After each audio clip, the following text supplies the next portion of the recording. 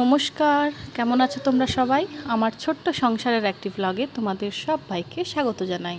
অনেক ভিডিওতেই তোমাদের সাথে শেয়ার করেছি আমার ছেলে আম খেতে খুব ভালোবাসে, আর এটা তার প্রমাণ। ও কিন্তু এখন ঘুম থেকে উঠেছে, এখন বাজে মোটামুটি 6টা 10-15 মতো।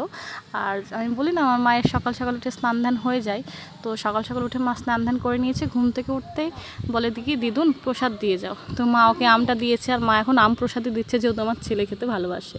তো ঘুম থেকে উঠে আগেও প্রসাদ খেয়েছে, তারপরে বিছানা থেকে নেমেছে, বিছানাটাও গোছানো হয়েছিল না। এদিকে বাজছে মোটামুটি 6টা 20-25 মতো বাজছে। আমি কিছুক্ষণ আগেই ঘুম থেকে উঠেছি, ছেলের ঘুম থেকে ওঠার কিছুক্ষণ আগেই উঠেছি, আর এখন দেখো এই যে বদমাশি করছে। আর এদিকে দেখো মায়ের কিন্তু একদম সকাল সকাল পুজো হয়ে যায়। মানে মা কি করে বলো তো, ঘুম থেকে উঠে যে বাসি কাজটা হয়, যেমন ধরো বাসি ঘরটা ঝাড় দেওয়া, একটু হয়তো ঘরটা মুছে নেওয়া, এইটুকুই মা করে। তারপর স্নান ধ্যান করে কিন্তু পুজো করে নেয়, আর পুজো করার পরেই কিন্তু থালা বাসন ধয়। এখানে আমাদের বাড়িতে এখনও কমপ্লিট হয়নি, তাই বেসিন টেসিনগুলো বসানো হয়নি। মা কিন্তু কলের পাড়ে থাল ধরে যে ধুচ্ছে। এখন কিন্তু অলরেডি মার মানে কিছু কাজ হয়ে গেছে, স্নান হয়ে গেছে, পুজো হয়ে গেছে। তারপর কিন্তু মা গতকাল রাত্রে যে এঁঠো বাসন সেগুলো ধুতে বসেছে। মানে পুজো করার আগে মা ওই এঁঠো বাসনগুলো ধয় না, মার বলে ভালো লাগে না, সেই জন্য। তো আমি এখন একটু চা খেয়ে নিচ্ছি, আর মা এখানে বসে বসে থালা বাসন ধুচ্ছে। আর ওইদিকে সামনে বাড়ির একটা মামি আছে, তার সঙ্গে কিন্তু কথা বলছে। আর আশপাশটা একটু নোংরা লাগছে, সেটার কারণ হচ্ছে আমার মায়ের কোমরে যে সমস্যাটা, সেই জন্য মা কিন্তু হুবড়িয়ে কোনো রকম কাজ করতে পারে না। এই যে থালা বাসনটা ধুচ্ছে, এটাও করা উচিত না, কিন্তু মারা যেহেতু বাড়িতে একা থাকে, ওটুকু তো করতেই হবে। এখন আমরা এসেছি, এখন হয়তো বেশি হচ্ছে, কিন্তু যখন বাবা মা বাড়িতে একা থাকে তখন একটু কমই হয়। আর এখন ছেলে কিন্তু রাগারাগি করছে, কারণ আমার মা যাবে গঙ্গা স্নানে, আর ওকে সেটা কিন্তু জানানো হয়নি। বারবার বলা হচ্ছে তোমার দিদুন কিন্তু ডাক্তারের কাছে ডাক্তার দেখাতে যাবে, কিন্তু সেটাও মানে বুঝতে পারছে কোনো একটা ব্যাপার হয়েছে, সেই জন্য কিন্তু মন খারাপ করে এদিকে ওদিকে চলে যাচ্ছে। আর ওকে নিয়ে আমি ওদিকে ঘুরতে চলে গেছিলাম, আর মাকে বলেছিলাম তাড়াতাড়ি বেরিয়ে পড়ো, তো গাড়ি আসবে মোটামুটি 8টা 20-তে। তো ততক্ষণ আমরা আবার বাড়ি ঘুরে চলে এসেছি। এসে দেখছি মা এখনও যায়নি, এখানে রেডি হয়ে দাঁড়িয়ে আছে। এই যে গঙ্গা স্নানে যাবে, তার জন্য এখানে হচ্ছে একটা ড্রাম নিয়ে নিয়েছে, আর কিছু জামাপত্র নিয়ে নিয়েছে। এদিকে আবার মাঝে দুদিন ভিডিও দিতে পারিনি, কারণ এই দুদিনে কিন্তু বাড়িতে পুজো ছিল। সেই ব্লগগুলো কিন্তু আমি ঠিকঠাক নিতে পারিনি, কারণ বাড়িতে মানে এত বছর পর, অনেক বছর পর, মোটামুটি 7-8 বছর পর সব ভাই বোনগুলো কিন্তু এক জায়গায় হয়েছি। আর এই 7-8 বছরে বাড়িতে দুজন মারা গেছিলো, তারপর করোনা এসেছিলো। করোনার সময় পুজো করাটা বারণ ছিল, মানে বড় করে ধুমধাম করে পুজো হয়, তো মানুষজনকে ডাকা হয়, সেটা বারণ ছিল, তো সেইভাবে হয়নি। তারপরের বছর আবার একজন মারা গেল, এইভাবে কিন্তু 7-8 বছর পুজোটা হয়নি।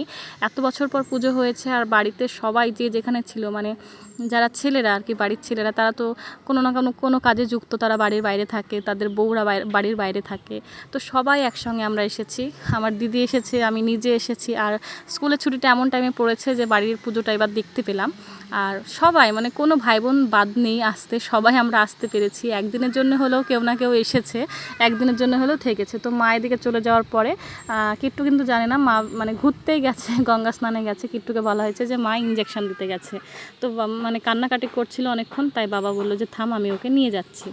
আর তার সঙ্গে বাবা একটু চিকেন নিয়ে আসবে, কারণ বাড়িতে কেউ খাবে না, শুধু বাবাও খাবে না আজকে। সেদিন কিন্তু শনিবার ছিল, খাবো বলতে আমি আর কিট্টু। এবার এসেছি 3-4 দিন হয়ে গেল, তার মধ্যে একদিন মাছ হয়েছিল। আর বাড়িতে যেহেতু পুজো, মোটামুটি 1-আধ সপ্তাহ কেউ কিন্তু মাছ মাংস কিছুই খাবে না, পেঁয়াজ রসুন কিছুই খাবে না, একেবারেই নিরামিষ খাবে, এমনকি বাবাও খাবে না। তো আমরা তো এসেছি, এবার এসে নিরামিষ খেতে খেতে আমরা বোর হয়ে গেছি, কারণ আমার ছেলেরও কষ্ট হচ্ছে খেতে। তাই মা বললো তোর বাবাকে দিয়ে কিছুটা চিকেন আনিয়ে নিস, দিয়ে তুই রান্নাটা করে নিস। যেহেতু মারা গঙ্গা স্নানে যাবে, প্রথমে মায়েদের জন্য কিন্তু নিরামিষ রান্না করব, তারপর কিন্তু আমিষটা রান্না করব। এদিকে ছেলে চলে যাচ্ছে বাবার সঙ্গে, কিন্তু দোকানে যাচ্ছে, আর ও কিন্তু কিছু একটা নেবে, সেই ইচ্ছাতেই ও যাচ্ছে। আর কি বলবো, পুজোর যে দুদিন কাটিয়েছিলাম আমরা, খুব আনন্দে কাটিয়েছি। আমার নিজের দাদা দিদি, মামার ছেলেরা, 4-5টা ছেলে, এবার সবাই এসেছে। তো এবার তার মধ্যে আমরা গল্প করব, কাজ করব, আনন্দ করব না, ভিডিও বানাবো, সেটা কিন্তু হয়ে ওঠেনি। আর আমি কিন্তু বাড়িতে সবার ছোট, তাই দাদারা অনেকটাই বড় বড়। এবার ওদের সঙ্গে ভিডিও করাটা আমার মানে ভয় লাগছিল যে কেউ বকবে কি না, যেহেতু মানে যে দাদাগুলো আছে, আমার দাদা আমার থেকে খুব বড় না, কিন্তু বাকি যে দাদাগুলো আছে সবাই আমার থেকে অনেকটাই বড়। তো একটু ওরা আমাকে কিন্তু একটু শাসনের চোখেই দেখে ছোট থেকেই, মানে ভালোবাসে, কিন্তু একটা শাসন ব্যাপার আছে ওদের মধ্যে। তো ওদেরকে আমি কাউকে কিন্তু ভিডিওতে নিতে পারিনি, আস্তে আস্তে নেব। মানে এই বছর নিলাম না, পরের বছর হয়তো সবাই আমার ভিডিওতে থাকবে। আর সেটাই যেন হয়, সবাই যেন পরের বছর আবার আসতে পারি আর থাকতে পারি।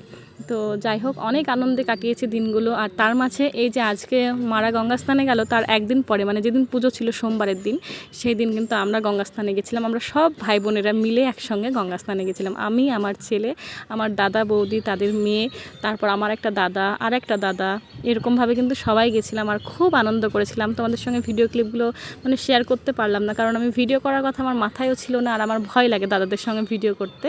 আস্তে আস্তে সব মানে যখন অভ্যাস হয়ে যাবে ব্লগ বানানোটা, তখন হয়তো সবাই আমার ভিডিওতে আসবে, আমিও ক্লিপগুলো নিতে পারবো। তো আমার খুব খারাপ লাগছিল যখন আমি অলরেডি গঙ্গা স্নান করে বাড়ি ফিরে এসেছি, তখন মনে হলো যে একটু ভিডিও হয়তো আমি করতেই পারতাম, কারণ না করলেও হয়তো গঙ্গাটার একটু ভিডিও করতেই পারতাম, কিন্তু আমার মাথায় ছিল না। আর এত আনন্দ করেছি যে কিছুই মাথায় ছিল না, সত্যি কথা বলতে। আমরা সোমবারের দিন বহরমপুরে গঙ্গাস্থানে গেছিলাম, সেখানে একটা কলেজ ঘাট বলে জায়গা আছে। সেই ঘাটে যখন আমরা ঘাটে নামি, তখন কিন্তু অলরেডি একজন ডুবে গেছে, বয়স্ক মানুষ। যারা বহরমপুরের আশেপাশে থাকবে তারা হয়তো শুনতে পাবে যে কলেজ ঘাটটা আছে, সেখানে কিন্তু মোটামুটি 80 বছরের কেউ একজন মহিলা, বৃদ্ধ মহিলা, তিনি ডুবে গেছিলেন। আমরা যখন নামি সেই মুহূর্তে আমরা শুনতে পাই যে একজন ডুবে গেছে, তখন ডুবুরিকে নামানো হচ্ছিল তোলার জন্য। তো আমরা মানে ভয় পেয়ে যাই, সেই মুহূর্তে আমরা নামিনি, কারণ আমাদের কাছে বাচ্চা ছিল, আমরা আলাদাই টেনশনে ছিলাম। তো সেখান থেকে আমরা কিন্তু অন্য একটা ঘাটে গেছিলাম, ঘাটটার নাম আমার ঠিক মনে নেই, তবে রাধার ঘাটে নয়, কলেজ ঘাটে নয়, আর একটা ঘাটে গেছিলাম, যেখানে খুব আরামে আমরা স্নান করেছিলাম। ফাঁকা ছিল, ড্রেস চেঞ্জ করার জায়গা ছিল, মন্দির ছিল, মানে সব দিক দিয়ে কিন্তু পারফেক্ট ছিল। তবে ওখানে গিয়ে একটু মনটা খারাপ হয়ে গেছিলো, যেহেতু একজন ডুবে গেছিলেন, শুনে খুব খারাপ লাগছিল, আর মনের মধ্যে একটা ভয়ও তৈরি হয়ে গেছিলো। আর এদিকে দেখো এখন কিন্তু রান্নাবান্না শুরু করে দিয়েছি, যদিও ভিডিওটা অনেক আগের, কিন্তু আমার এই পুজোর দিনে যে আনন্দগুলো করেছি সেই কথাগুলোই তোমাদের সাথে শেয়ার করতে ইচ্ছা করছে।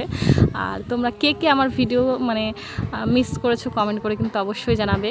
শুধু কিন্তু ব্লগ নয়, আমি কিন্তু শর্ট ভিডিও দুদিন দিইনি, কারণ সবাই আছে তো বাড়িতে, তার মধ্যে আলাদা করে ভিডিওটা করা হয়নি, রান্নার ভিডিও, যেহেতু বাড়িতে একদম নিরামিষ, বাড়িতে খাওয়া দাওয়া নেই। যে মামার বাড়িতে পুজো হচ্ছে, পাশেই মামার বাড়ি, সেই মামার বাড়িতেই 3 দিন ধরে খাওয়া দাওয়া চলছে। তো সেখানে আলাদাভাবে বাড়িতে কি রান্না করবার, এতগুলো ভাই বোন আছি, কাকে দেবো কাকে দেবো না, এই জন্য কিন্তু করা হয়ে ওঠেনি। আর যেদিন পুজোটা ছিল সোমবারের দিন, এখানে তোমরা ভাবতে পারো যে কালী পুজো সোমবারের দিন কেন হলো। আসলে এই পুজোটা বাড়ির পুজো, মানে কোনো মানুষের পুজো নয়, প্রত্যেক বছর হয়। আর ঠাকুর কিন্তু 2.5 দিন বাড়িতে থাকে, আর প্রচুর বড় একটা ঠাকুর হয়, তোমাদের সাথে আস্তে আস্তে শেয়ার করব। কি বলো তো, আমি বাদে সবাই কিন্তু পুজো করেছিল। আমারও কিন্তু একটা টাইম, যেদিন আমি সোমবারের দিন গঙ্গা স্নানে যাই, তখন থেকে সব দাদারা, বহরমপুর থেকে যে দাদা এসেছে সেও কিন্তু পুজো করেছে। তখন আমার কিন্তু ভীষণ মন খারাপ হয়ে গেছিলো যে সবাই পুজো করছে, আমি পুজো করলাম না। যেহেতু আগের দিন আমি মাছটা খেয়ে নিয়েছিলাম, সরি মাংস না মাছ, যাই হোক, বাবা কিছু একটা এনেছিল, মাছ এনেছিল, তো মাছটা আমি খেয়ে নিয়েছিলাম। তো সেই জন্যই কিন্তু আমার আর পুজোটা করা হয়ে ওঠেনি। মানে এই পুজোটা করলে সরাসরি পুজো করলে হবে না, তোমাকে আগের দিন সংযম করতে হবে, নক্ষত্রে স্নান করতে হবে গঙ্গায়, তারপর নিরামিষ খেতে হবে, তো অনেক ব্যাপার আছে। তো সেই জন্য আমি আর মানে সেদিন মন খারাপ করলেও কিন্তু পুজোটা করে উঠতে পারিনি। খুব খারাপ লাগছিল যে সবাই পুজোগুলো আমিও করতে পারতাম। তার থেকেও একটা বড় ব্যাপার ছিল যে আমার কিট্টু, যেহেতু যতগুলো মানে ভাই বোনেদের ছেলে মেয়ে আছে, তার মধ্যে আমার কিট্টু সব থেকে দুরন্ত, মানে সবাইকে ব্যস্ত করে রাখে। এবার ওকে নিয়ে একা একা পুজো করা, ওকে সামলানোটা মুশকিল। যেহেতু আমার মা পুজোর মন্দিরেই ছিল, মা কিন্তু বাড়ির দিকে একদম নজর দিতে পারিনি। মন্দিরের অনেকটা দায়িত্ব মার হাতে ছিল, আর তার সঙ্গে দাদা বৌদি দিদি সবাই মোটামুটি পুজো করেছিল। এবার কার কাছে আমার ছেলেকে ছাড়বো? সবার বাচ্চা কিন্তু শান্ত, এক জায়গায় বসে থাকতে বললে মোটামুটি বসবে, কিন্তু আমার ছেলে বসবে না, সবাইকে বিরক্ত করেছে, জ্বালিয়েছে। তো ওর জন্যই কিন্তু আমি আরও পুজোটা করার কথা ভাবিনি, কারণ সারাটা দিন না খেয়ে, কারণ এই পুজোটা হতে হতে কিন্তু ভোর মোটামুটি 3টে-4টে বাজে। সোমবারের দিন যে পুজোটা হয়েছিল সেই পুজোটা কিন্তু মঙ্গলবার দিন ভোর 3টের সময় শেষ হয়েছিল। তো অতক্ষণ না খেয়ে ছেলেকে সামলানোটা আমার পক্ষে মুশকিল ছিল। আর এদিকে কিন্তু মায়েদের জন্য, মানে মা বাবা এরা সবাই নিরামিষ খাবে, মায়েদের জন্য এদিকে মুগের ডাল করেছি, আর ছেলের জন্য আলাদা করে একটু আলু সিদ্ধ করেছিলাম। যেহেতু মাংসটা একটু পরেই করব, তার আগে ছেলেকে একবার খাওয়াবো, তো ছেলেকে আলু সিদ্ধ আর ডাল দিয়ে একটু ভাত দিলাম। ওদেরকে কিন্তু পটল ভাজা, কুমড়ো ডাঁটার একটা তরকারিও করেছি, ডাঁটা দিয়ে আর কুমড়ো দিয়ে একটা তরকারি করেছি। তো ওইদিকে কিন্তু রান্না হয়ে গেছে, এবার ছেলেকে খাওয়াবো, ওই থালাতেই কিন্তু আমিও খেয়ে নেব। শাক ভাজা করেছি, আর বাবাকে খেতে দিয়ে দেবো। আর যে বাড়িতে মিস্ত্রি আছে সে কিন্তু এখন খাবে না, সে খাবে মোটামুটি 1টা-1.টার সময়। যেদিকে রান্নাটা মোটামুটি হয়ে এসেছে, শুধু একটু তেল করা বাকি আছে। আর ছেলেকে খাওয়াতে বসে এই তরকারিটা তেল করে নেব, তারপর কিন্তু বাবাকে খেতে দিয়ে দেব। আর ও কিন্তু এখানে দেখো চুপচাপ বসে আছে, আর এখানে থাকলে না কার্টুনটা দেখছে না কিছুদিন হলো, মানে এখানে একা একা আছে, তো অনেক কিছুই নতুন নতুন এখানে দেখছে, তাই কিন্তু একদমই কার্টুন দেখার নেশা নেই, এমনি খেয়ে নিচ্ছে। আর এদিকে আমি কিন্তু দুপুরবেলায় ভাত খেতে বসে পড়েছি। আর আমি চিকেন হলে আর কোনো রকম নিরামিষ তরকারি সেভাবে নিই না, যেহেতু 2 দিন অলরেডি নিরামিষ খেয়েছি, তাই নিরামিষ খাওয়ার প্রতি একদমই ইচ্ছা নেই। তো চিকেন দিয়েই ভাতটা খেয়ে নেবো। আর চিকেনটা একদম কষা কষা করেছিলাম, একটু রসুন দিয়েছিলাম, রসুন দিলে খেতে ভালো লাগে। তো আজকে একটা ছোট্ট রসুন দিয়েছিলাম, যেহেতু আমি একাই খাবো, তো তাই একটাই দিয়েছিলাম। আর সত্যি কথা বলতে আমি যখন একা থাকি তখন কিন্তু আমি চিকেন কষা করেই খাই, কারণ কারণ আমার ঝোলটা খেতে ভালো লাগে না, চিকেন কষা দিয়ে শুকনো শুকনো করে ভাত মেখে খেতে বেশ সুন্দর লাগে, কিন্তু বাড়িতে থাকলে হয়ে ওঠে না, কারণ বাড়িতে সবাই থাকে। এবার চিকেন কষা দিয়ে সবার খেতে হয়তো মানে ভাতটা খেয়ে আরাম হয় না, অনেকের আবার ঝোল দিয়ে খেলে পছন্দ হয়, সেটা ভাতটা খেয়ে আরাম হয়, সেই জন্যই। আর এই যে দেখো, সোমবারের দিন কিন্তু আমি ভিডিও করিনি, এটা কিন্তু মঙ্গলবারের দিন ভিডিও মানে ভিডিওটা নেওয়া হয়েছে। আমার দিদি ওই কালী ঠাকুরের কাছ থেকে একটা পদ্ম ফুল এনে রেখেছিল, সেই পদ্ম ফুলটা আমি আবার হাত দিয়ে এখানে ফুটিয়ে রেখেছি জলের বোতলের মধ্যে, দেখতে কিন্তু খুব সুন্দর লাগছে। আর আমাদের এই কালী মায়ের পুজোতে কিন্তু পদ্ম ফুল লাগে, অনেকগুলোই লাগে। আর তার সঙ্গে এটা ছিল গতকাল রাত্রের প্রসাদ। আর এই খিচুড়ি প্রসাদ খেতে কে কে ভালোবাসো ঠাকুরের, কমেন্ট করে কিন্তু অবশ্যই জানাবে। দেখো কত সুন্দর খিচুড়ি প্রসাদ, মা কিন্তু 3 ভাই বোনের জন্য আর বৌদির জন্য সবার জন্য কিন্তু নিয়ে চলে এসেছে একসঙ্গে। এবার আমরা কিন্তু বসে বসে খেয়ে নিয়েছি। আর এদিকে আগের দিন যেহেতু পুজো হয়ে গেছে, এখন কিন্তু খই দইয়ের যে পুজোটা হবে, খই দই মাখানো হবে, সেই পুজোটা হবে। তো এখন আমি আর দিদি যাচ্ছি একটু মন্দিরে। আর আগের দিন রাত্রিবেলায় শুয়েছি মোটামুটি 12:30 1টার সময়, তো ঘুম একদমই হয়নি ঠিকঠাক। আর বাড়িতে যেহেতু সবাই আছে, একটু মানে কষাকষি করে শুতে হচ্ছে। আর তার মধ্যেও কিন্তু অনেকটা অনেক আনন্দ আছে। আর আগের দিন কিন্তু রাত্রিবেলায় খিচুড়ি প্রসাদ করা হয়েছিল, ছ্যাঁচড়া, খিচুড়ি, চাটনি, পায়েস, দই মিষ্টি করা হয়েছিল। মানে এত দিদি ভাই বোনেদের সঙ্গে এত পরিমাণ গল্পে আমরা মত্ত ছিলাম যে কোনো একটা ভিডিও নেব সেটাও কিন্তু আমার একদম মাথায় ছিল না। তো কিছুক্ষণ আগে কিন্তু মায়ের কাছে লাইট চলে গেছিলো, এখন লাইটটা চলে এসেছে, এখন কিন্তু পুজো করা হচ্ছে। আর আমার মা ওই যে ওখানে বসে আছে, এখানে আমার দিদা বসে আছে। তো এখানে একটু কিছুক্ষণ বসবো, এখনও স্নান ধান হয়নি, তারপর বা স্নান ধান করতে হবে। আর মামিদের বাড়িতেই খাওয়া দাওয়া আছে। এখন যখন আমি ভয়েসটা করছি তখনও কিন্তু বাড়িতে অনেক মানুষ, মানে এই ভয়েসটা করার অভাবেই কিন্তু আরও ভিডিওটা করা হয়নি, কারণ এত বাড়িতে হইচই, চিৎকার চেঁচামেচি, কোথাও বসে যে ভয়েসটা করব তা না। আর রাত্রিবেলায় শুতে শুতে সবাই একসঙ্গে আছি, তো 12টা 1টা বেজে যায়, পাশের বাড়ির দিদি বোন সবাই মিলে একসঙ্গে বসে বসে গল্প করি।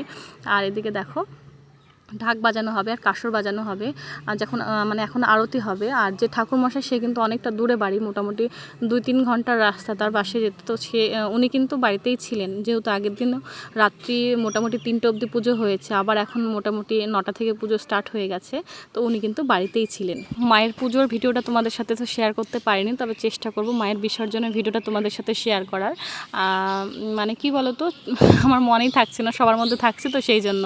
তো তোমরা কিন্তু ভিডিওটা কেমন লাগলো কমেন্ট করে অবশ্যই জানিও।